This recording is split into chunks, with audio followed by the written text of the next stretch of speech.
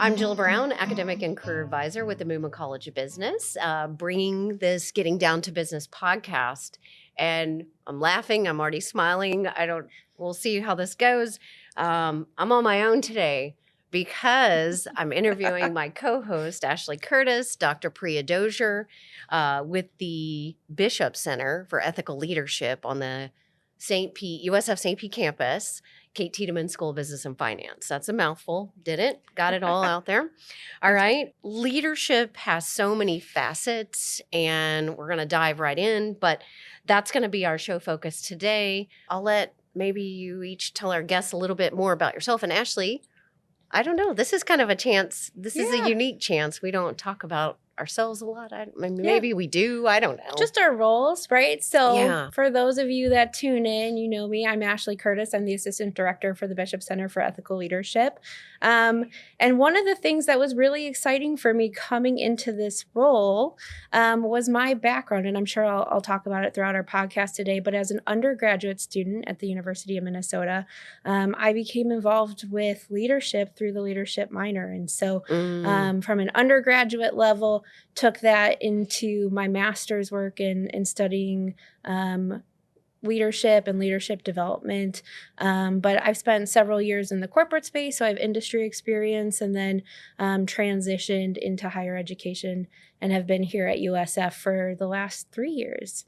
So, yeah. And we wanted to have a leadership episode, so this is our opportunity. Here we are. Yeah. And Dr. Dozier? All right. Thank you for the opportunity to be here. I'm Dr. Priya Dozier, but call me Priya. I'm an assistant professor of instruction in the Kate Tiedemann School of Finance. I mainly teach fintech courses, but I'm also the faculty director for the Bishop Center for Ethical Leadership. And I'm really excited about this role because I have a background in technology and financial services, but throughout my career, I've grown from an individual contributor to when I left the financial services industry in 2019 to join academia. I was vice president of digital solutions and innovation and organization, managed multiple teams, and I also managed large projects. And so my leadership has grown and evolved, and I'm really fortunate to be able to be in this position to share some of that and to kind of participate with the Bishop Center's for Ethical Leadership and its mission and hopefully growth. Leadership, as I was talking at the beginning, it's ambiguous. You put it into Google and it's like leadership styles. What type of leader are you?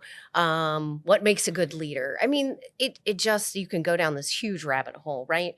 But today, we are going to focus in on how does the Bishop Center define leadership, and then specifically ethical leadership. And I'll let however you decide you want to take it. Yeah, we'll tag team this. I think, Jill, and I'll start broader and I'll let Priya kind of focus in on the ethical part. But one of the things that I really love about leadership is how ambiguous that it is. Mm-hmm. And it's interesting, as someone who studied leadership, a lot of what we talk about is exactly that point that you're bringing up, that everyone has a definition for what leadership is. And that is literally the one thing that people who study leadership can agree on, is that there are just a variety of definitions of leadership. Mm-hmm. And so I think as we think about it broadly, and just for folks who are kind of maybe for the first time being introduced to leadership, thinking about it, but leadership has really evolved in how we think of what leadership is. And I think that's part of why there's a lot of definitions. So it started from this idea of a great man theory, which is really looking at leadership from positions of power and authority, and those people being the ones who are leaders, which I think, truthfully, even though we've evolved in our definition, I don't know if you see this in your classrooms, but I find often if I ask students, do you see yourself as a leader? Mm-hmm. A lot of them don't raise their hand. And I think that's because we unconsciously associate leadership as the person at the front of the room or the CEO. It's a position. Exactly. It's positional. And it really evolved into looking at trait-based, right? So people who have certain traits are deemed leaders. But the way that it's really evolved now is looking at leadership as a process, right? So you have the process of bringing people together to influence a goal or outsetting, influencing those relationships for the purpose of building a goal. And so as we think about leadership, specifically ethical leadership, but it's really looking at how do individuals develop those relationships and foster trust to help influence goals or outcomes of a group. And before we jump to you, Priya, I guess I want to, for students listening, to frame it that we are all responsible for leading, being leaders.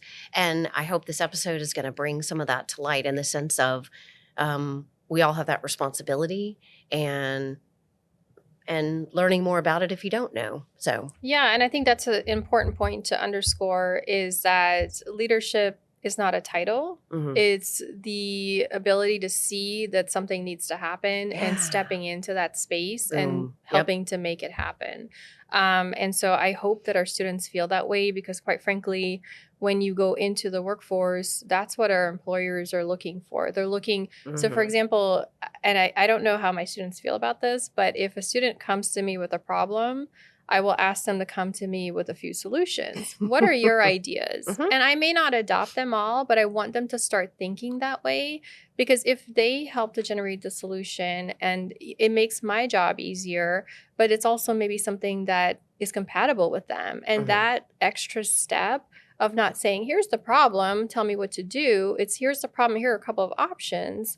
That is kind of just a minor example of ways that they can take that role, even as a student in engaging with their professors. So I don't think it definitely is not a title. And I hope that myth gets dispelled. Yeah. That, they can take ownership of it.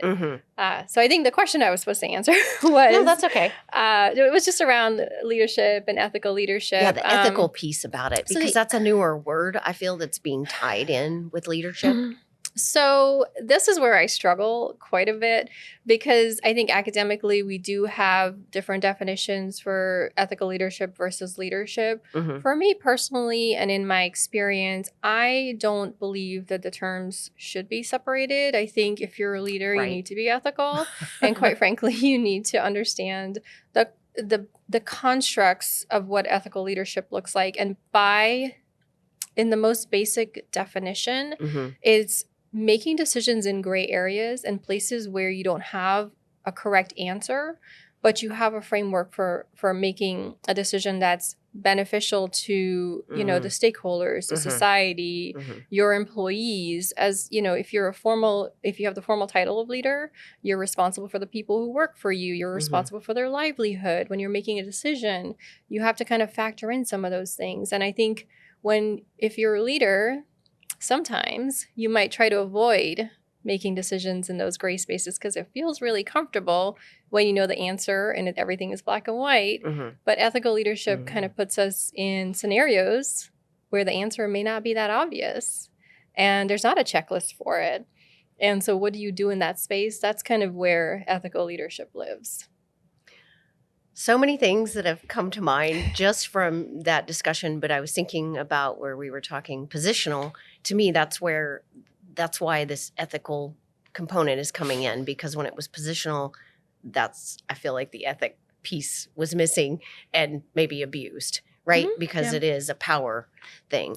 And now thinking about for students and us too, staff and faculty, how are we leading? What are we doing to make sure that we're making good decisions in those gray spaces and not avoiding them and taking on those challenges? I love what you said about work. This is something you'll see on minimum requisites, right? Or leadership. And sometimes it can scare students to think, well, I haven't had a position, or haven't had a job in the business industry yet. I've had retail and hospitality, so I don't know if I have these skills. What were you going to say? The one thing I want to kind of clarify Yeah. a little bit and for people to think about is when you hear about ethical leadership or unethical leadership, we always think about that one person or that one company, right? If you're old enough, you think about Enron and Ken Lay. Right. Okay, what I want to dispel right now, it's usually not one person. Yeah. There is a whole system in place. There are lots of people that are involved. There's a culture. There are people not asking questions. There are certain pieces of finance that is accounted for and certain pieces that are not. There's certain elements of risk that the company takes on that, we don't question things. Mhm. And so it comes down to there's usually that one person whose name is on the front page of the newspaper. But as you kind of delve into the use cases and what really happened, they had a code of ethics. Mm-hmm. They had, but you can see that there are other factors and elements that along the way could have been challenged, could have been questioned, things Mhm. like that. So I want to kind of make sure, it's, hey, why do we need to learn about this? Those are just bad people. It's a little bit bigger than I that. love that you mentioned that it's a system. It's a Yeah. system in place, and there are processes, Mhm. and there are many people involved that Yeah. may or may not do the right thing in a sense. Yeah. So, okay. Were you gonna No, I know we'll get to it, I think, but this the misconceptions, myths? really no, the culture, right? I think Oh, okay. Priya brought up culture, and I Yeah. think to your point of it's really you, right? And so Mhm. one of the things that we're looking to do with the Bishop Center is really flip the script so that we're teaching students and giving them those tools so that when our students go out and become leaders in their communities and they're having to navigate these spaces, they're equipped to do that, to Ooh. create culture. All right, I'm going to use your word, co-host. Okay. Flipping the script, because let our students know, what's the history and the vision for the Bishop Mhm. Center for ethical leadership? What's it all about? So some historical context, which I find really fascinating. I think it's really important to remember your roots. And as we've been developing this, I come back to who are the donors for the Bishop Center? Who are the bishops, right? So Wally and Louise Bishop, who ironically are from Illinois, which is where I'm from. So Yep. this kind of has a special place to my heart. But Full circle. yeah, exactly. It was a full circle moment. But Wally Bishop was a syndicate cartoonist. For the cartoon, he drew Muggs and Skeeter. And his wife, if you ever go onto our webpage, you can see one of his cartoons up there. His wife, Louise Bishop, was a very big active philanthropist in the St. Petersburg community who really cared about arts, education, health, specifically developing student leaders. And Okay. so the Bishop Center started from a legacy endowment that was committed in 1989. And then when Louise passed in 2005 is when the Bishop Center was established. So it has taken many iterations. I think one of the exciting things is working with Priya on what does this new iteration look like as we think looking ahead in terms of specifically ethical leadership. And I'll let Priya talk about AI and some of our initiatives, but thinking about what does ethical leadership look like given the context of where we are moving in the future. Ooh, I didn't know this, so that's fantastic. I mean, I've been at USF for how long? So thanks for bringing the donors and giving them a face in a sense. So it's been really, really exciting working with Ashley and learning about the history of our donors and what they truly want for students to kind of take away from ethical leadership. And as we've been, kind of evaluating all the work that's been done so far and kind of where we want to take ethical leadership, especially within the MUMA College of Business, is our primary mission is to provide experiential learning opportunities for students to be able to explore ethical decision making. And what we mean by that's a lot of terms, but what we mean by that is even talking about ethics and saying all these terms, it doesn't mean much until you have to start practicing it, right? Yeah. And like I said before, ethics kind of comes to a head in those gray areas where you don't have a rule, you don't have a law, You have to kind of decide what to do. And we're seeing that emerge a lot with the use of new technology, artificial intelligence, Ugh. bias being built into systems, how companies are using it to target certain people but not others. And so we see an opportunity to kind of build use cases around how ethical leadership fits in the space of the intersection of technology and people. Mm-hmm. And then as future leaders, how do you handle them? What do you rely on? What kind of questions should you ask? And how do you kind of make sure that, technology is being built so that it's incorporating some of the ethics side of it? And what we're seeing in a lot of industries is a lot of boards are being formed around, hey, here are the use cases that apply to our industry from an AI or artificial intelligence perspective. And, what's allowed, what's not allowed. But we also want our students to have a seat at that table and to start participating in some of those conversations as well. So we see a space of gray where we can then kind of have our students feel comfortable exploring use cases with us. And then, we kind of help guide them on how to think and types of questions to ask. And can I just ask for terminology clarification? When you say use case, yes. what? And you mentioned, you said you have developed some use case. You're actually developing some, and you utilize some. Yeah. Or? So we're trying to build a portfolio of mini case studies. Okay. Where we're seeing, how technology tools are being used, or maybe used not as ethically as they could be, and giving our students a chance to kind of examine those case studies, discuss them. Okay. What would you do? How would you apply? What are your values? How would you layer them in here? Nice. If your values is conflicting with what the organization's values are, how would you handle that? So kind of we find that talking about these things, it evolves better if you have these scenarios. And, we have a lot of examples, unfortunately, of big tech companies that students are familiar with that we can kind of play with and help build that out. So that's what use cases is, case studies, but kind of providing them with scenarios, basically. I gotcha. And an opportunity to, like you said, examine, research, and then think about, okay, what would you do in that scenario, right? Yes. As individuals, but also within a team, I'm assuming too, collaborating with others, because that's an important piece. And I think this goes back to what you mentioned about culture.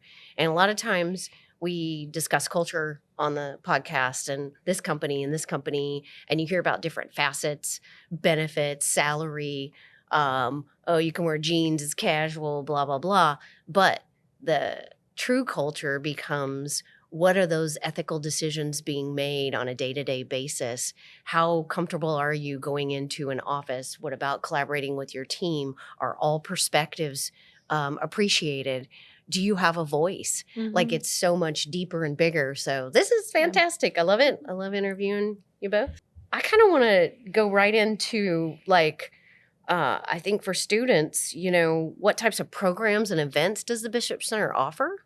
Yeah. So what's really cool is we're working on developing things that will be launched this year, but then additional programming that will come in the future years. So right now, if students are interested, we have a couple of ways for you to get involved with the Bishop Center. One is our Emerging Leaders program, which is for students really looking to develop their leadership skills. We have a series of workshops. Okay. I think as Priya was talking, one of the things that I was thinking about was as we think about an ethical leader, right, it's really important to you never know when you are going to encounter something that will test your ethical decision making. And so being able to understand your values. And so we host a series of workshops. There's 4 over the course of the academic year. So 2 in fall semester, 2 in spring semester, with the final leading up to, so this Emerging Leaders program is actually done in partnership with Leadership and Student Organizations Office on campus.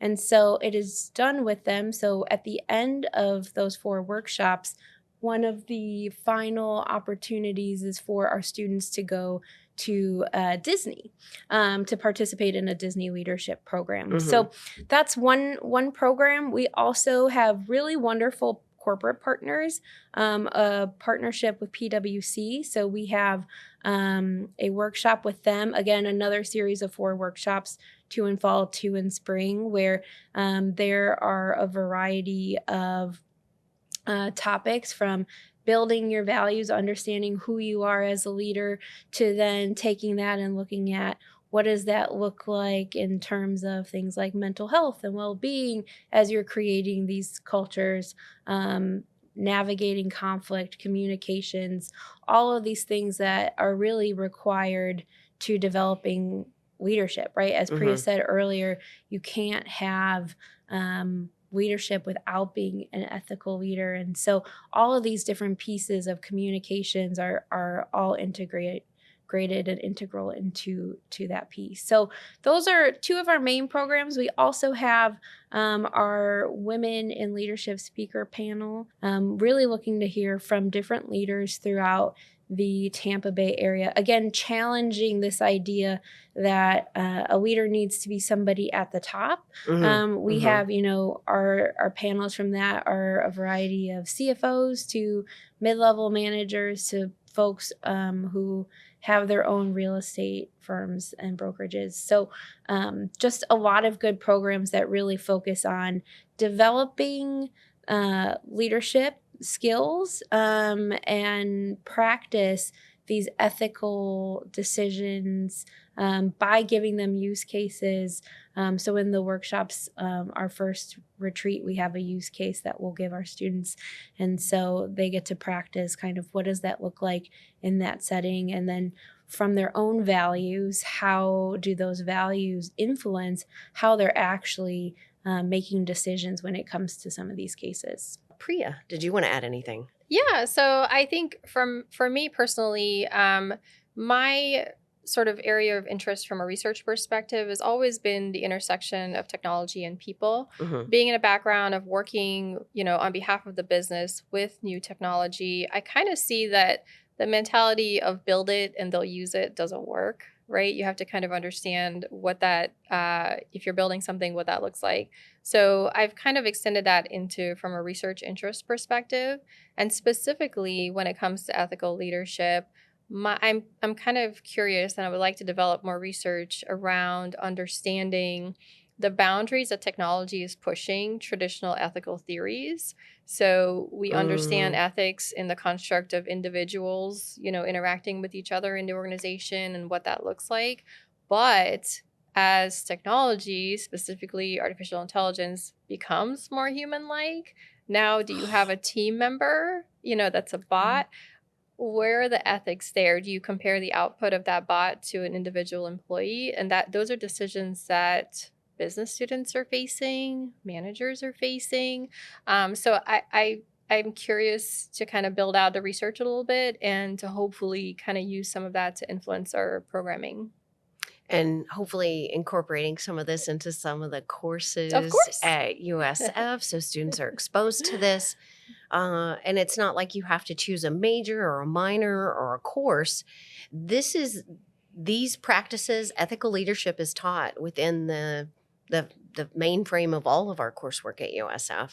I'm hoping students are intrigued, but also starting to understand that they play a role in that. In a sense, how you see training, it comes across your desk in every single email. We're bombarded. Be a better leader, fundamentals of leadership, how to be such and such, this. And instead, I feel like the Bishop Center for Ethical Leadership, you're starting with this approach of you got to look within.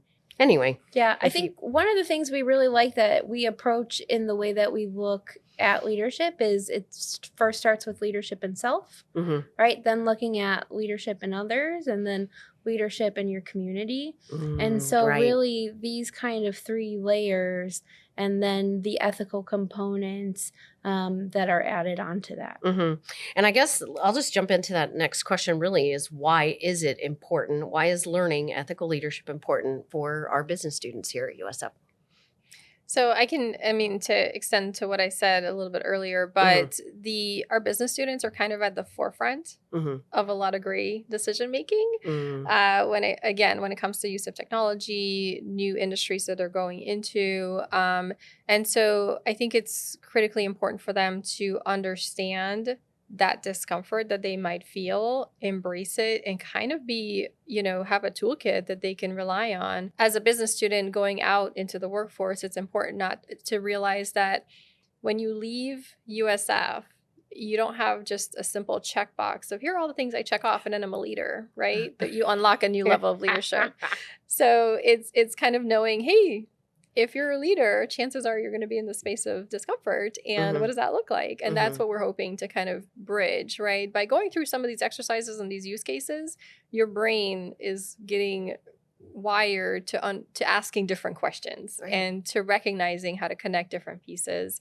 And typically our business students are at the forefront of what type of technology gets used, who to hire, what the culture looks like in the organization. Believe it or not, they do influence that. So they're at the forefront of many of these kind of key parts of decision making in an organization. So it's important for us to make sure that they're well-rounded and they have all of the components that they need. I mean, you hit it, nailed it, is practice. Practice makes perfect, and there is no perfect, it's imperfect. But still, they have to be exposed and practice these opportunities. Yeah. So, awesome. Is there something? I really want to reiterate this. I think a huge part of leadership is getting comfortable with the uncomfortable. And when we look at through the Muma College of Business, what we hope for our students, right? No matter what major they're in, to be able to go out into their workforce, into their communities, and whether it's leading teams or being a part of teams, but recognizing that they have that authorship in that space, and really being able to have the tools of we're coming into a space of saying we're having a conversation around what does the culture look like, right? How do we create more inclusive teams so that they find their voice and they can exercise their voice in those difficult conversations. So we talked about myths a little, misconceptions, and I'm curious, I'll start with you just because you studied leadership and now you start at USF in a couple different roles, and as you've joined and reignited the Bishop Center for Ethical Leadership, what struck you, like things that you've heard or just what's been shocking in a sense about leadership? I don't know if it's shocking anymore, and we've really already talked about it, but I think the biggest misconception that I see is how people understand themselves in the context of leadership. So like I said, you walk into a classroom, you ask a group of people, and this isn't just students, we do workshops for our employers in the community. And I find oftentimes you just ask the question of, do you see yourself as a leader? And some hands go up, right? But I think not enough hands, right? To me, it's one of those questions where everybody's hand should go up, right? And so really, again, flipping the script, changing that paradigm and thinking of a leader is not someone in a position of authority. As a student, I have as much to offer in whatever space I am in based on my own lived experiences, based on dialogues, and just my own experiences with things. Right. And it needs to be brought out in the classroom. I love it. Instructors, faculty have told us many times, we're learning from the students as much as they're learning from us. And bringing your lived experiences, every single one of us, it doesn't matter what we look like or who we think our friends are. I find out new things about people I work with every day. And I was like, I didn't realize that about your experiences and how that, now I understand you better of how that's shaped and why you might be so passionate about this, and standing up for that.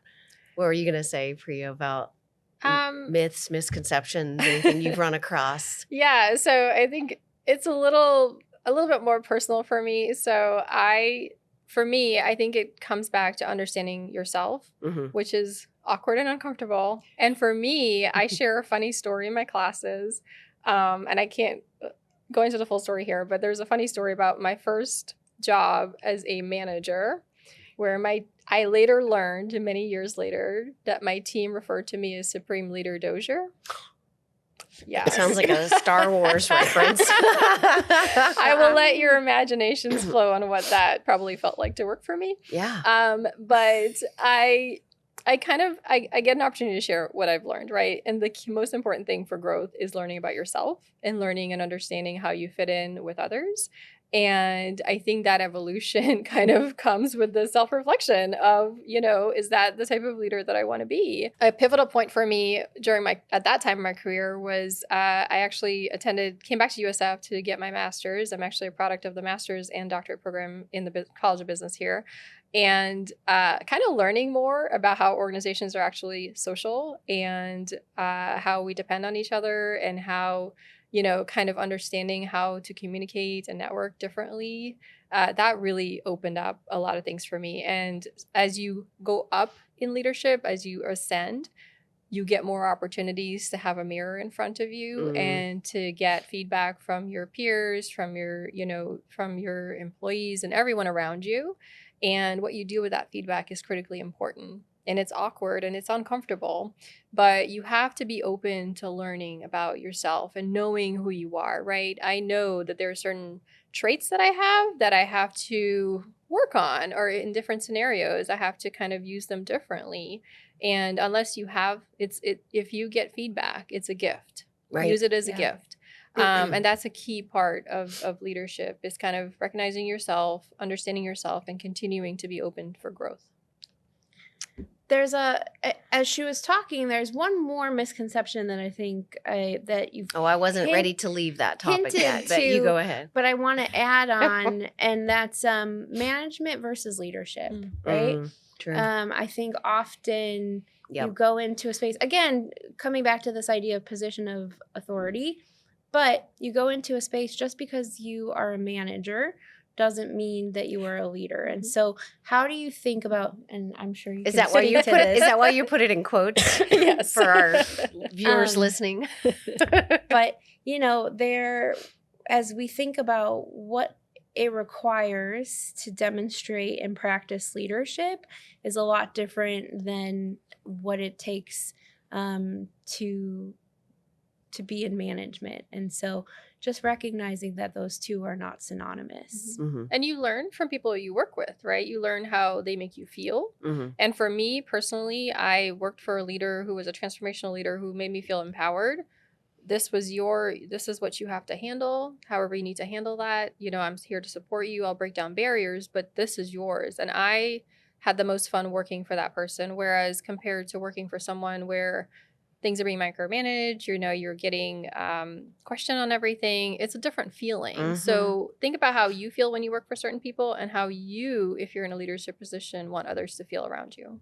It's just so important. I can't stress the evolution, the growth, the learning about yourself, because the leader I was 20 years ago is not the leader I was 10 years, 5 years, and even last year to now to post-vacation that I'm going to keep talking about, my epiphanies. What were you going to say? Well, I just wanted to say, and if you're sitting here wondering, okay, that's great, Priya, but how do I get to know myself, right?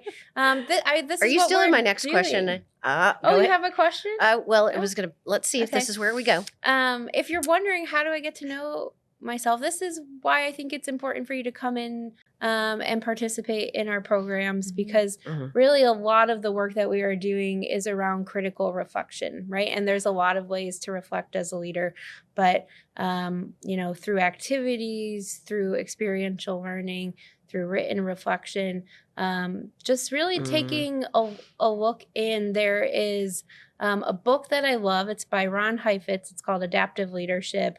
And Jill, you've mentioned this a couple of times of like observing, right? Taking a step back and observing. And really one of the metaphors that he uses is, think of it as like a balcony and a dance floor.